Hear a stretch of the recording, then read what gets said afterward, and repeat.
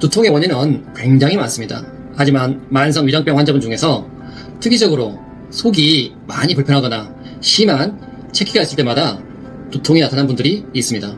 이럴 때 흔히 타이레놀과 같은 진통제를 먹게 되는데 두통이 전혀 감소하지 않고 오히려 구토를 통해서 위장을 좀 편안하게 해주거나 또는 소화제를 먹어서 속이 편해지면 두통이 없어지는 특징이 있습니다.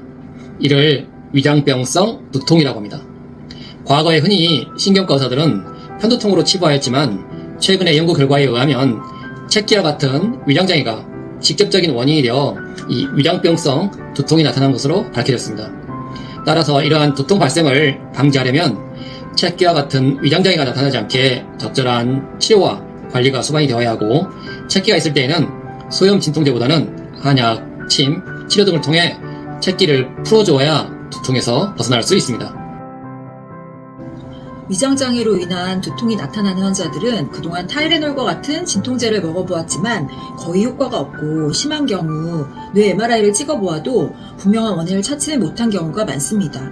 이러한 위장병성 두통이 나타나는 이유는 체기와 같은 위장장애가 있게 되면 위장을 지배하고 있는 미주신경에 영향을 미치게 되는데 이 미주신경을 통해 뇌로 전달되어 두통을 일으키게 되는 것입니다. 이런 위장병성 두통이 오래된 환자들은 대부분 위장 기능이 현저하게 나쁜 경우가 많다고 논문을 통해 알려졌습니다.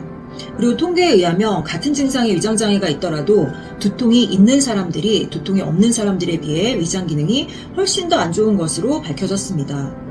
고질적으로 위장병과 관련된 두통이 잘 나타나는 경우라면 위장功能 검사와 같은 기능 검사를 통해 미주신경과 위장 기능을 측정 평가하고 적절한 한방 치료를 통해 위장 기능을 개선 향상시켜야 고질적인 두통에서 벗어날 수 있습니다.